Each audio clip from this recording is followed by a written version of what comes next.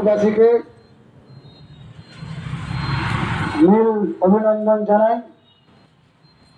জানিয়ে আজকে আমাদের বহুজন সমাজ পার্টির কিছু কথা আপনাদেরকে শেয়ার করব।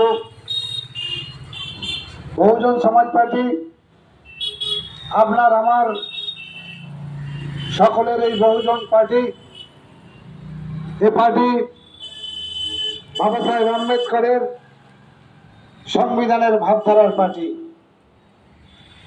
এই পার্টি আপনার ভারতীয় সংবিধানের ফলে এই বহুজন সমাজ পার্টির কর্মসূচি। কোন রাজনৈতিক দলের এই ধরনের কর্মসূচি সম্পূর্ণ সংবিধানের নয়, একমাত্র বহুজন সমাজ পার্টি যার ম্যানিফেস্টো হচ্ছে সংবিধান। আপনারা জানেন সংবিধানই হচ্ছে একমাত্র পথ মানুষের সুখ শান্তিতে সমৃদ্ধে বেঁচে থাকার পথ। কারণ সংবিধানে বাবা সাহেব আম্বেদকর আপনাদেরকে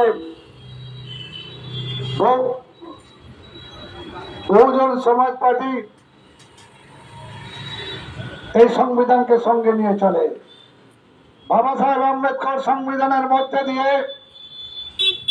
আপনাদের যে মূল্যবান অধিকারগুলো দিয়েছে, সেই অধিকারগুলোই একমাত্র পথ সুস্থ জীবন ধারণের জন্য।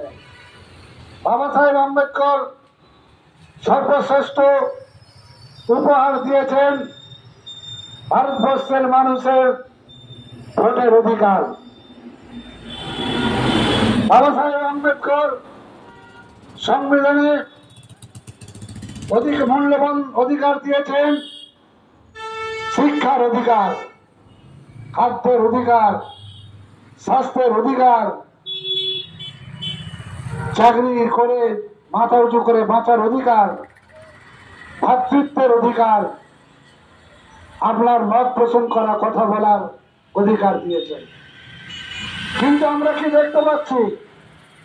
আপনার অধিকারগুলো তিল তিল করে কেন্দ্র সরকার, রাজনৈতিক দল, রাজ্য সরকারের রাজনৈতিক দল, এই দলগুলো এই অধিকারগুলোকে পায়ে পিষে মেরে ফেলার চেষ্টা করছে। তাই বহুজন সমাজ পার্টি মাথা উঁচু করে আপনাদের কাছে আসতে পারছে। আপনারা সংবিধান বাঁচান, আপনার অধিকারকে রক্ষা করুন, না হলে আজকে দিন দিন ভাবে ধীরে ধীরে যে আমাদের ভারতবর্ষের যে বিপন্নতার দিকে, ভয়ঙ্কর ভয়াবহতার দিকে কেন্দ্র রাজ্য যোগ সাজস করে তারা যেভাবে ঠেলে দিচ্ছে, তাতে আগামী দিন আরো দুর্বিষহ হয়ে উঠবে। এখনই আপনারা দেখতে পাচ্ছেন কি হারে নৈরাজ্যতা চলছে, কেন্দ্রে চলছে, তার সাথে পাল্লা দিয়ে রাজ্য সরকারের রাজনৈতিক দলগুলো চালাচ্ছে। এরা অভিনয় করছে আপনার সঙ্গে। এরা বলছে, আরে বাবা, কেন্দ্রে তো অনেকগুলো দর্শন হয়েছে, আর ওরা বলছে তোমার এখানেও তো ধর্ষিত হচ্ছে, নারী জাতির সম্মান নেই, চুরি চামারি হচ্ছে।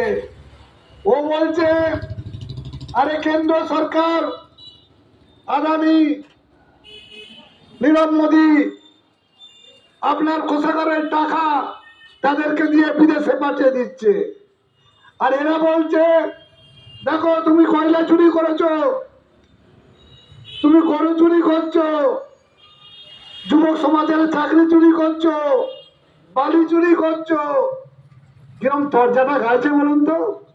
কিন্তু একবারও কি কেউ বলছে এটা বন্ধ হওয়া দরকার, এই নৈরাজ্য আমার ভারতবর্ষ হওয়া উচিত নয়? তোমরা দুজনেই ধিক্কার, তোমাদের দুজনকেই ধিক্কার দিই। কেউ বন্ধ করার জন্য আসছে না।